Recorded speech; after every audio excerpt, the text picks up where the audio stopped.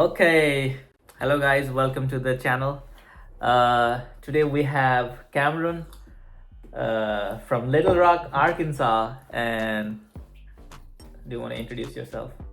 No, that sounds good. My name is Cameron Webb. I'm from Little Rock, Arkansas. Went to UALR, got a bachelor's in civil and construction engineering, and now I work at ARDOT as a transportation engineer. Okay, tell us a little bit about your hometown. It's named after a little rock, but we're unoriginal with names here. You know, we got Little Rock, we got Big Dam Bridge because it's a big damn bridge, but then it's a nice medium-sized city. It's smaller than a place like Dallas, which has too many people. Bigger than a place like BB that has nobody. So I think it's a nice in between. So I'd like to get into a little more detail about your engineering. You said you have a bachelor's in civil engineering and construction management as well, right? So why do you have the construction management? The way that what it says on the diploma is civil and construction engineering. That is the exact thing that's listed on the diploma. But it's pretty much just a regular civil engineering thing, except for we pay a lot. Like we also have to get an associate in construction administration. We focus a lot more on things such as scheduling, estimating, things that you'll see on the PE for construction PE. Most engineers don't necessarily take class in it at this point yet. So did you have any reason behind choosing engineering, civil engineering? I think when I was like in 7th grade, they made us do a career readiness class or whatever, and in it they told us to pick a career. So I looked up careers with decent salaries. They said doctor, lawyer, engineer. And I said, okay, how long does it take to be a lawyer? Way too long. How long does it take to be a doctor? That was insane. That's way too long. How long does it take to be an engineer? 4 years? I could do that. And then I chose civil because I think I looked up, this is before ChatGPT. ChatGPT would have helped. But I looked up, what does civil engineers do? What do electrical engineers do? What do mechanicals, so on and so forth. Civil engineers seem to be the one that interacted with people the most. I didn't want to be in a broom closet by myself all day long. But yeah. So you chose civil engineering because of the amount it takes to study it. Yeah. And then the amount of money you can make, and then probably like career opportunities as well. And then you said because you wanted to be with people. Yes, and I guess one more thing is I like construction because I mean civil deals with construction mostly, but I like it because you can actually see. Computer, you can code and you can see things, or electrical, you can see the light turned on. But I don't. Maybe of course those types of engineers have something else to say, but me personally, I think it looks better. There's more tangible. We're working on a roadway. You know, you're doing a study right there in Council Massey. If you go out there in 5 years and you see a new, let's say they widened it, you can say, okay, I worked on that widening. Or I know one thing was I worked in our Tismo section, and only for like a week. But what I did, they put a weather camera up. So now every time I go to Hot Springs, I can point out, see, I helped with that weather camera. Or that we were there, they just did the managed lanes on 430. I can now say, hey, I saw that. So it is more tangible as well. Yeah. More sense of accomplishment. Let's go back to your school, Little Rock experience and college life. So I've heard you talk a lot about your university, UALR. What are your favorite parts of studying at UALR? What were I said? What were my favorite parts of studying? So at UALR we have a lot of classes, and it's not just civil engineers in there. We don't really have a lot of classes with the other mechanical or electrical because they have their own statics class. We have our own, and some of the other, general principle engineering ones. You don't really take with other engineers. We all have our own in our school, our colleges. But we take a lot of classes with construction management, and it's always interesting when we did classes or projects to see another perspective on it. For sure. So that was nice. UALR is great for working because all of the engineering firms have their offices here in Little Rock. So they require us to get 800 hours to graduate and to have passed our FE. Those two, pretty good because I would hate to have a degree and don't have the FE. So So you would recommend people to go to UALR? I like UALR, I would recommend it. And since you were doing a dual program, civil engineering and construction management, how did you handle that? Was it difficult? Do you feel? Honestly speaking, when I was in school, I had no clue which one was for which. Honestly, if this is a class with only engineers, this must be purely engineering. If it's a class, but there's a lot of dual majors in there, so sometimes you can't tell because it's very rare at UALR for somebody to only be civil engineering, because literally everybody is civil. So it's called CNMG CVCE, Civil and Construction Engineering. So is what we are. Okay, so if somebody only wanted to do civil engineering, that is an option as well. I believe so, yeah. Okay. But at that point, it's like only. It was just a couple more classes. It's just a couple more classes. Yeah, you can get an extra. You have construct. Basically, it's literally just civil engineering with an emphasis in construction. So, what was your favorite class? My favorite, any class taught by a guy named Stuart Schreiber. He was our faculty advisor for ASCE. And for another one for the construction manager, it's called AGC. Okay. And he taught like 6 classes. He taught statics, mechanics. He taught soils. He taught field engineering. Like survey.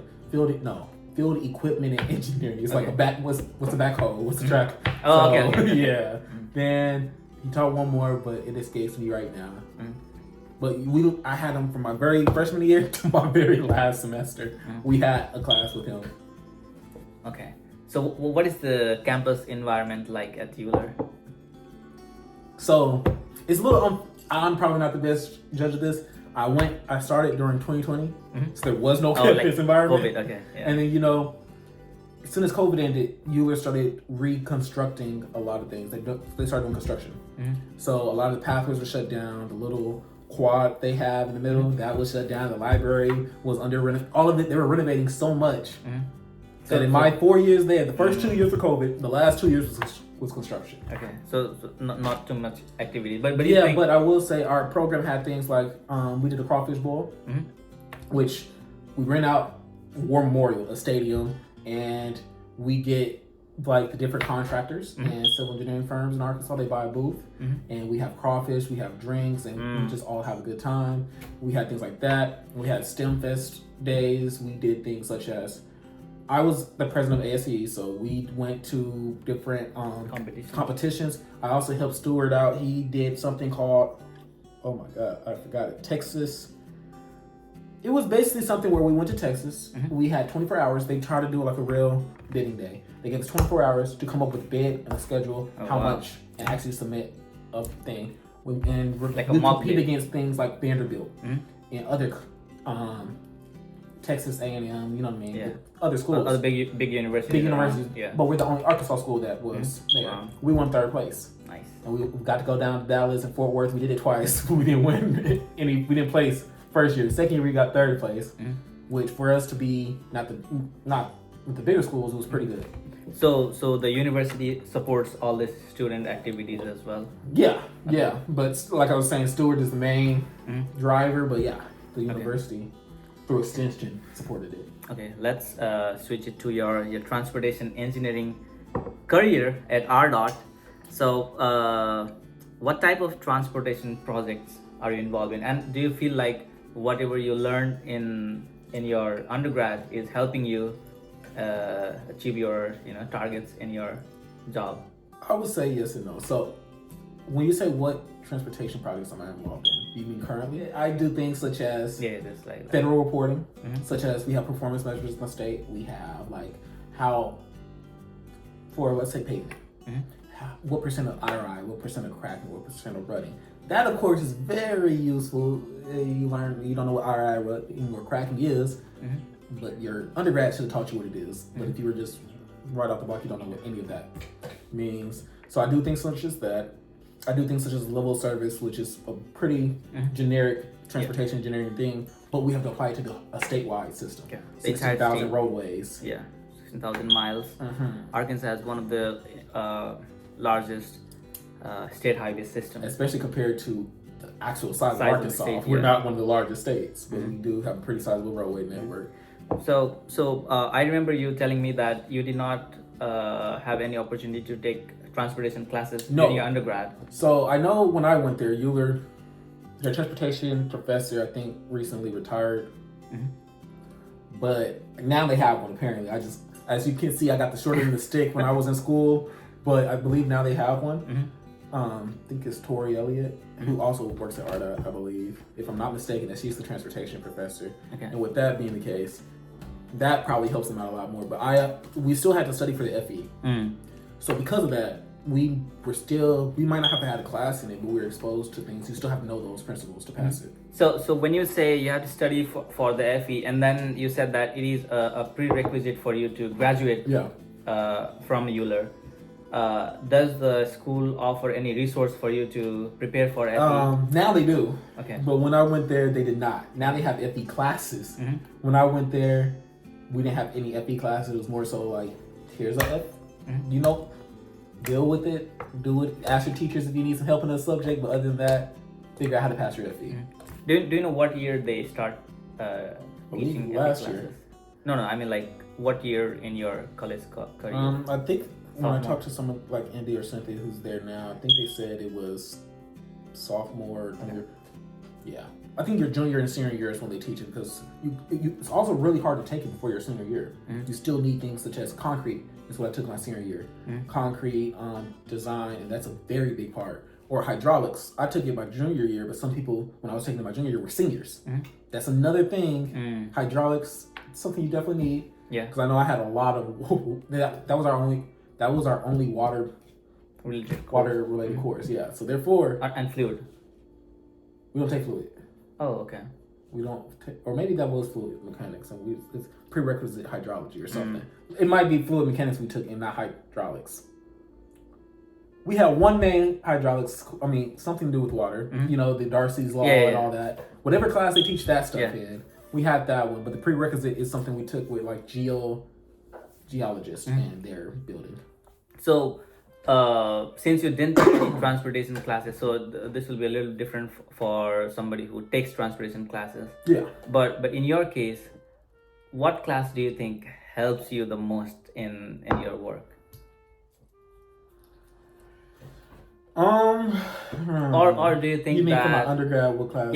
or do you think that undergrad you just make base for everything, and then when you go to work you actually can learn? I believe that's the case, but I will also say things like our senior design project. We had a year-long senior design project. I honestly believe that probably was the biggest help. Of course, don't get me wrong, you can't do anything without statics or what is it called? Not pavement, but you know, fields or anything like that. You kind of need, or soils. Yeah. You need to know those principles, but probably our senior design capstone project was the most beneficial because we had to work in a group. And we had to work, like one person would do structural, one person would do estimating, one person would do bidding, or not one, but one group in your group. And I think that teaches you to work with people, because a lot of our job is working with people, being able to time things, schedule things. So we had to meet certain deliverables by certain weeks. That's very useful in our job, where we have to meet we have strict deadlines a lot of times. If a project's getting let, we need to get certain things out, like an RUC out before it's let. Or like with our federal reporting, we have strict deadlines. It's a federal requirement. So we got to make sure we can plan to meet those federal deadlines. Otherwise, you lose funding for your state, right? Yeah, and I don't know if you want to explain that to your boss. Okay, let's switch to something that is not necessarily involves your work or engineering. I know that you are very interested in history and religion around the world. So how did you grow this? I think you're passionate about it. So how did you grow this passion? I don't know if the passionate is a good thing or a bad thing, but my father, we have the same name, Cameron Webb Sr. But my father really likes world religions. So growing up, when he taught us things like Christianity, Judaism, Islam, Buddhism, Zoroastrianism. Thank you. I always missed out. Sikhism, even the different ones from like Native Americans, the Africans, the ancient Celts, Celtic, all of those. So he really liked world religions. For me, world religions kind of tied in with world history. So I think, sounds horrible, but I know as a kid he used to have history books for some reason. I love reading history books. I like reading, and to me, history is just a story. It's like a big book. And so it was pretty neat. And then they usually tie into each other. So that was pretty good. So what is your opinion about world history and world religion after knowing so many things about so many different countries and cultures and stuff like that. So do you think they are more similar to each other, or They're similar. is there like a pattern that you can Yes, it's decipher? very. Yeah. If you know world history and you know world religion, you can definitely see some patterns. Take like the Great Flood, that's more prevalent in the what are they called? Abrahamic religions. Yeah, the three most common religions. So the flood is prevalent not only in those, but you can see it in the ancient African religions as well as the Native American religions. So there, one can take that. Now in history, we have no recollection of a flood, but there had to have been a period in human history where we had to have had a flood. There's no way that all of these religions that were formed at different time periods all have some recollection of this, which brings me to my next point. Both the world religions and world history, both and I'm not going to say they have to be taken with a grain of salt because that's not the case, but all of them have a similar aspect to where you notice it's different interpretations. Take Christianity has a whole bunch of different subsets. All of those are interpreting this Bible in different ways. Or take all the Abrahamic religions. They're called the Abrahamic religions because they all come from Father Abraham. Islam, Christianity, and Judaism are the three most maybe not popular, it's not the right word, but the three most common religions in the world at the present moment. They all originated from the same, you can see where each one starts branching off because of different interpretation. History is the same way. We've all heard the saying, history is written by the winners. So you know when you're looking at, if you're reading an American history book and you're reading about the World War II, how we describe the bombing of Nagasaki and Hiroshima, or it's not the same way Japan does, let's say that, or what we call the Boston Massacre, they call the incident in the UK, they call it the incident at, I forgot the road, but they call it the incident at that particular road. So even then, you have to be very careful in your sources, because even then, once you start reading things from different, you'll notice certain similarities. I think I already know the answer to this question, but what are some of the countries that you because of all your knowledge about history and historical figures, what are some of the countries that you would like to visit and experience that firsthand? Well, I would say I would like to visit Mexico because of the ancient Aztecs. We got Egypt with the ancient Mayans. We got Korea. Now, there are ancient Koreans. Mexico with the ancient Aztecs. That's where one of the biggest pyramids in the world is in Mexico. Then we have Egypt, where the other pyramids are, of course, ancient Egypt. We have a big pyramid in in Memphis as well. I guess we do. Then I would also like to go to Tibet. Of course, they have pretty good temples, though you told me Nepal has some pretty good ones too. Korea, Japan, of course, to see some of the Tokugawa period things, but yeah. Okay. Interesting. So let's switch to personal interest and curiosity. We are trying to speed run through, because there's so many things to talk about. So what are some of your hobbies and activities outside of engineering, except learning about history and religion? I like reading. Okay. And this one might be like a cheat, but I also like playing games like Age of Empires. Age of Empires is more like a historical fiction type game. Not as common nowadays, but it was super common back in the early 2000s. I used to play it, See? Really good game. Yeah, I like that and things of that nature. Okay. Any physical activities at all? I like hiking. I like like skydiving and stuff like that? No. See, I draw the line in skydiving. We can go hiking. Okay. On Pinnacle Mountain, not hill. But I don't know about skydiving. I'll try I'll try a lot of things. Falling from an airplane is not one of those things. But yeah, I like boating, hiking. Do you think any activity outside of work, that you do just for passion, helps you in your career as well? It has some. Well, reading, we have to write a lot of documents, so wording things is very important. And I will say the best way to have nuance and know the better nuance in words, at least written, as you can see, I'm not that good with speaking it, but is by reading. When you read books, especially historical books or other books, they have a weird way of writing, but therefore you get to know the specific context of each word and to use it a little bit more efficiently than you do if you're speaking it. And then you also like traveling, right? Yes, and whenever you go to different places, you see, because you work in transportation, so you see different types of roads, interchanges, Yeah. and how people driving behavior and stuff like that, and that helps as well. I hate them Texas drivers, man. Okay, and their interchanges and their Yeah. big ramps. Yeah. I really think, Flyovers. or when I drove to Florida, I will say, man, Arkansas, you could tell. One thing my girlfriend did say was, we could tell when we got back to Arkansas. Mm-hmm. I swear, we make sure there's nice, pretty trees by the roads. Yeah. Driving to Mississippi is a little bland, man. Yeah, the change is instant, you know. Yeah, Like, right when you cross the border. We have great signing here in Arkansas, man. I don't know, Alabama, Mississippi, Florida, they might want to take some notes, cause in Texas they got good signing. Mm-hmm. Getting there is going to be your problem with the drivers, and they have like the sky ramps and things of that nature. I don't think that's that efficient. I love Arkansas. We don't have HOV, toll roads, any of that, man. Yeah, talking about driving, it's all down to culture, right? Like how people drive. Yeah, and talking about culture, what is your observation about American culture as a local resident? I would make the argument that American culture in itself is a hard thing to actually try to describe. Because culture is a very subjective thing. Two people can be of the same culture and describe their culture immensely differently. Now, of course, there will be some similarities. But I will say one thing you notice being an American in America, we have one of the most diverse countries in the world. You start noticing it might be cultures from completely opposite hemispheres of the world, one in the eastern, one in the western. But they have underlying traditions that seem to have somehow, maybe with some of it's because of the age of technology, internet, and others just stuff that has always been the case.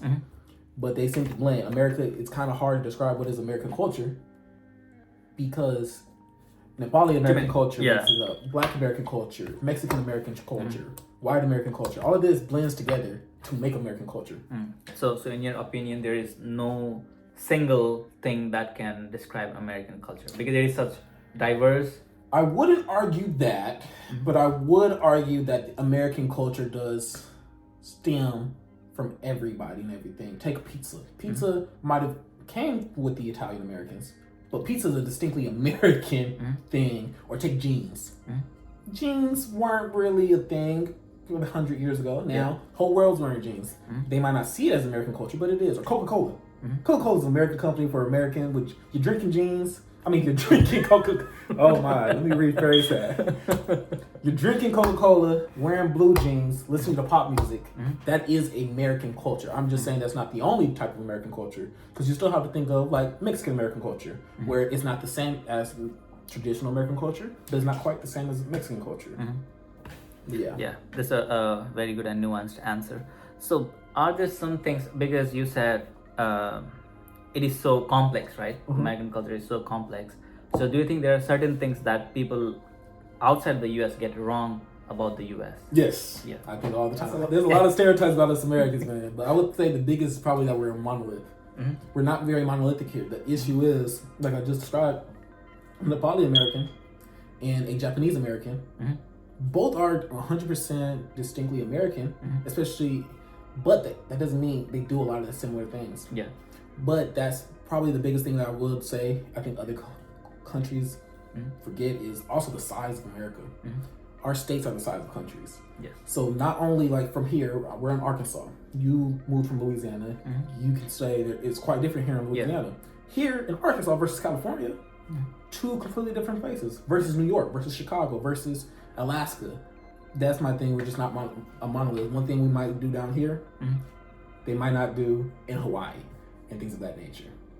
Very hard to pin down. Yeah, but what are some of the stereotypes that you would like to? Let's say Americans are rude. That's one stereotype. But being from the South, you've also heard of Southern hospitality. Yeah. So it's kind of a contradiction. Yeah. But here in the South, one thing we do a lot is, I will say, I have noticed it too. We're a lot more polite. We say please, yes ma'am, no ma'am, yes sir, no sir, a lot more commonly here than when I went up north. That it shocked me a little bit more. We're more likely to hold the door open, maybe because we have smaller cities. So I get to New York, you hold the door open, you're going to be there for about 30 minutes. Here is a quick, here you go, thank you, you're welcome, there you go. But I will know, even in the smaller towns up north, maybe just because of the bigger cities' influence, they also still don't get me wrong. There are, like I just said, we're not monolith, so it is individuals that will do this, but just haven't noticed it as commonly up there. Or things like trucks. Pickup trucks are bigger. It's an distinctly American thing. But in the South, you go to around the parking lot, you're gonna see more pickup trucks than regular cars. Yeah. But if you go to a place like maybe Alaska, well, Alaska's a horrible example. They got too much snow. But Florida, they might have less well, that's in the South. But Yeah.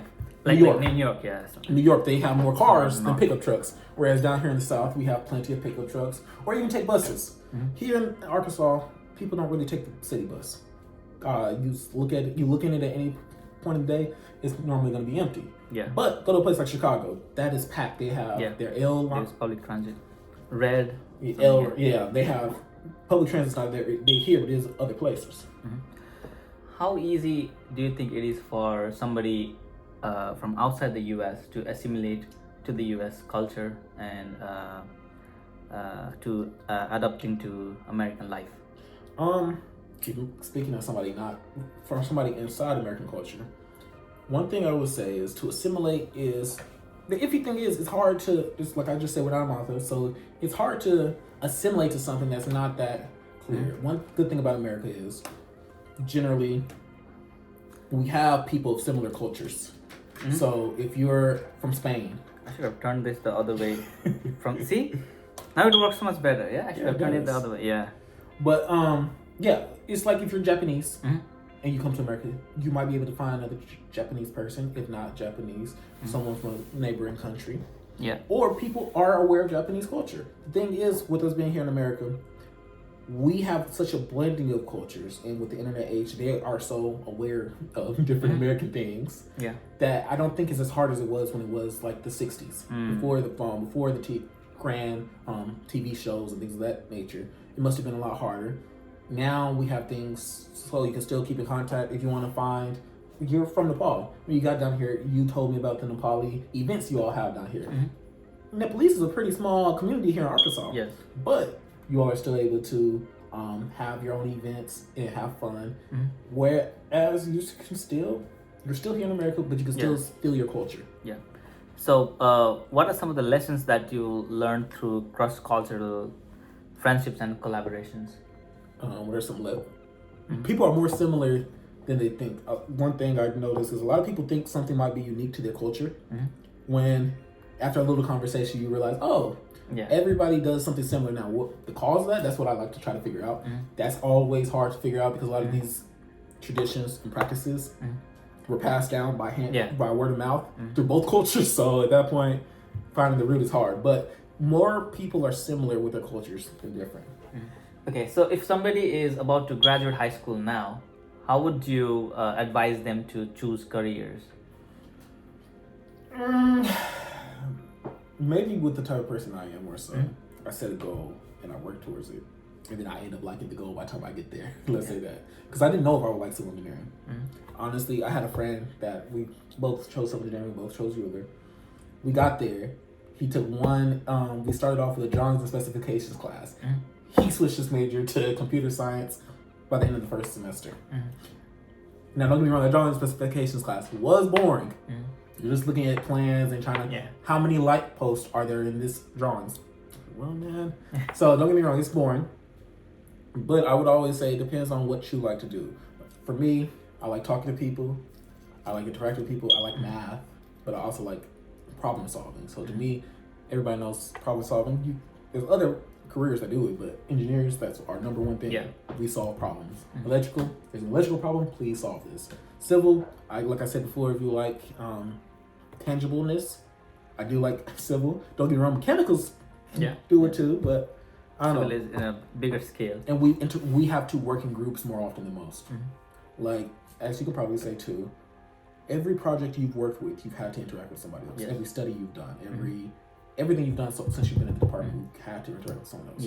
Same, that's my experience as well. I've never been able, what's project is solely mine, I never have to interact with anybody and I can finish it. No, I like the collaboration. So if you like collaboration, that's great. Even in school, you collaborate a lot. A lot of these projects, you have a partner at least, if not multiple. So, what are some of the suggestions that you would like to give to somebody who is already studying civil engineering then? A suggestion? what should they focus on in school so that it'll help them land a good job, or I think that help them reach their potential? I would say they should intern in different places. We can see what they like. Because for me, so you think they should intern like every summer, go to a different company? Or it doesn't necessarily have to be a different company. If you go to a company and end up liking it, that's great. I had a friend that interned with a soils company. He realized he did not like soils engineering after that. I had the luckiness of at first I applied to Michael Baker, but ARDOT got back to me first. So Michael Baker's is structural, as you know. ARDOT's transportation. When I first went to ARDOT, I worked in their SIR division. They did a lot of pavement. I had not a single idea of pavement first week. They had us learning about alligator cracking versus rutting versus that, which is nice to know. At that point, I'm like, okay, maybe this is pretty neat. I like driving around, seeing these. So I'm like, okay. As time went on, I started noticing I liked it. Whereas some worked for Garver. Some left ARDOT, went to work for Garver, realized they like that. So I would say try an internship if you like it. Don't feel like you have to leave it to see what else. If you like it, then pursue it. If you don't, try something else. How soon should students start applying for internships? I would say as soon as they accept you. So you know, because it's easier for you if you know what you like when you graduate. You know what jobs to pursue. So you think they should start applying like right in their first year of college? Yeah, both of our interns started with us when they were freshmen. So the year after their freshman year, they applied, and a lot of state DOTs at least will accept them like that. Other places, I'm not 100% sure. I know, what is it called? I think Garver told me I applied my sophomore year. They said I needed a little bit more experience before I could. ARDOT and Michael Baker were both. They said that works for them. So it just depends on who will accept you. And what is the? Did you say you also worked for a private firm? No. I applied when I was an intern. Okay, but you have had friends who worked in a private firm. Yeah, a lot of the people I graduated with, most of them work with a private firm. So when you guys talk about it, what differences do you see between state employment and working at a private firm? I say work-life balance. That's my biggest thing. Working for the state, I get to choose. Well, we have flex scheduling, which is great. So I only have to work Monday through Thursday, 10-hour shifts. And that's great to me. I get to have my Fridays off, whereas I know some of the private firms, if they have a deadline to meet, they're going to be there maybe more than 50 hours that week. If not all the time, of course, but that can still be a possibility. Whereas state employees, that's not really a possibility so much. And we're such a large organization that we don't necessarily need people to always step in like that. I think we have 4,000 employees now. Not all of them are engineers, of course, but we also have quite a bit of engineers. So yeah, that's what I mean. We have every state holiday off. Every state holiday, so that is pretty good. The insurance is pretty good. The insurance is pretty good, yeah. The PTO is pretty good. Sick time, all that. Pension as well. Pension you can't beat. So I graduated when I was 20. Okay. I was 20 when I graduated. I couldn't even legally drink when I graduated college. So when I graduated, the issue with a lot of companies is if you're not a certain age, you don't get your full retirement because now that I started working for ARDOT when I was 18, I should retire sometime around when I'm 46. Now, other companies will not let you retire that early because that means they have to pay a long time, or your retirement will run out. You should hopefully have a lot of years left to live, so your retirement might run out. Pensions are for life. So once I retire from the state, let's say I do choose to retire at like 50. I'm only 50, so I can still you can start a second career. I can have a second career, or I could just travel. I might just go to Egypt. Let's not be all work, play, man. I can work now, play later. There you go. So when you look for this job, you said you applied as an intern.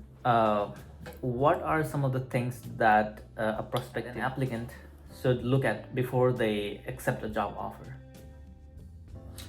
Depends. I would say that more so depends on if you're an intern versus you're applying to be an engineer. Your full-time career, you might want to slow down, think about it, see if it's something you might want to do. Intern, personally, I would say for all interns, the issue is you're an intern. You don't have experience. Go for it. There's only one way to build that experience, and it's doing. So I would always I jumped around a little bit at ARDOT. But one thing I always knew was that, I don't know, I worked in heavy bridge. We did a lot of bridge inspections. I haven't been to most of these cities in Arkansas before then, man. So you mentioned outside earlier, man. We were outside especially during the summer. That summer, I was outside every day. Man, I was tan. I had flea bites, mosquito bites, looking for snakes, spiders. But it was still pretty nice. But the issue is, there wasn't an issue necessarily, but that's something I did, and I'm grateful for the experience. Same thing with pavement and SIR, or even I interned in planning before I came full time here. So all of these three were vastly different in the job duties and responsibilities. All three are great places to work at, but I just felt like planning aligned more so with what I like to do. And so, but I would have known that if I would be interning so many. If I would have stuck with the first place I interned, I wouldn't have realized that. But if I would have just kept jumping around even after planning, I also wouldn't have realized that. So it's good to, as an intern, just try things.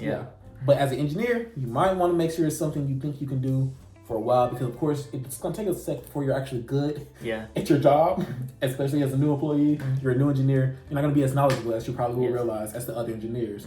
But the longer you're in that position, or the longer you're in that company, section, whatever, you're going to learn more, you're going to be a lot more knowledgeable, it's going to come a lot easier. So let's say you were not lucky enough to go to UALR, and you went to some different school, right? You went to U of A, or you went to any university, outside of UALR, or any university that does not mandate you to have those 800 hours of internship, or have to pass your FE to graduate.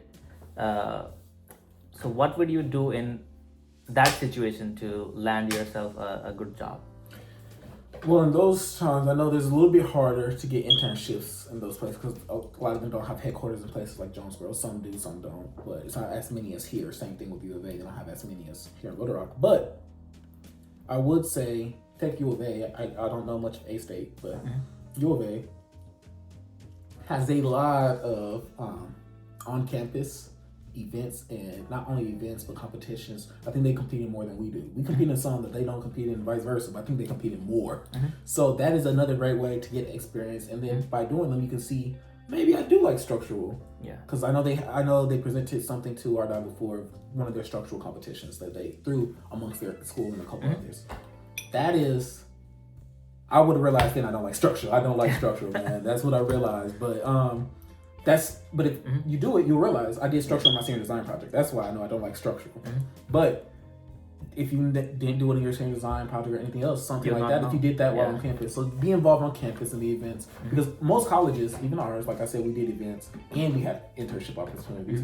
But just be proactive in trying to find, because engineering, especially civil engineering, is such a vast field. It's kind of like being a lawyer. What type of, you want to be in the courtroom, or do you want to instead be looking at environmental law versus criminal law? It's so completely different, and different ones work for different people. So I would say definitely then try to think a little bit more outside the box and trying to get that experience, not just for it to look good on a resume, but so you know which one you would rather pursue. That's a really good answer. And do you think students should also try to build some skills before they apply to jobs, before they go out on job market? When you mentioned build some skills, let's say somebody is a student and they already decided that they like transportation, right? So like, should they work on building some skill up? If there's a particular aspect of transportation they like, but if there's not, because we both work for ARDOT, we do completely different things, and we're in the same division, and there's a lot of divisions. We're in the same one doing two completely different things. So the issue is, even with structural, you might be doing a bridge, or you could be doing a building. Those are two completely different structural components that mean different things. Or even dams count under.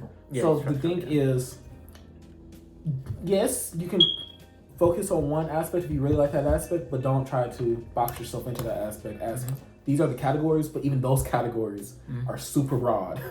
And you can still find things, always be open to learning new things. So the reason I asked you this is because some students, they always try to build themselves up because they didn't learn a certain skill, and they feel that they should have done something, and they get discouraged even before they start applying to jobs. But in your opinion, that anything can be taught, right? If you have anything can be taught, and if you have a good base, right?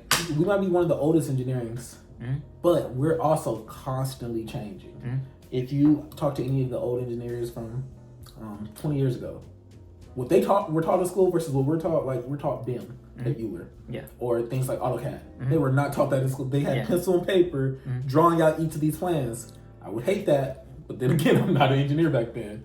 So the thing is, I would say never, that you can be discouraged, but also just be willing to learn. And the thing with engineering is, no matter how much schooling you have, when you get to that job, you're going to be learning. So always be willing to learn and excited to learn, because there's no matter how much studying you did, you're not going to know how to do it.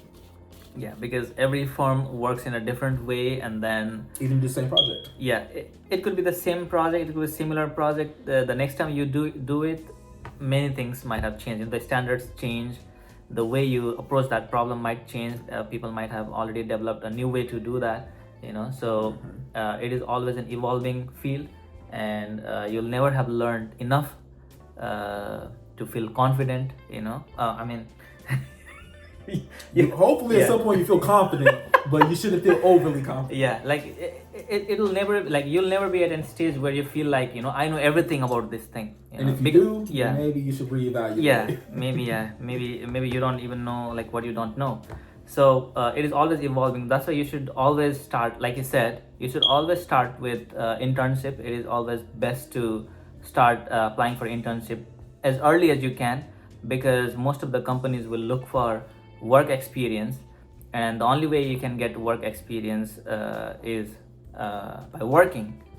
And you don't have to try to learn too many things all at once, but like he said, you should always try to get involved with all these student organizations like ASCE, ITE, and all these. They're excellent resources for you to decide if you like a certain field or not. So this was our conversation with Cameron. It was really interesting, and he gave us a lot of insights about a lot of things, ranging from engineering to his college life to world history and whatnot. I would like to express my gratitude to my dear friend Cameron for gracing us with his presence. Well, thank you. Thank you for watching. Bye bye.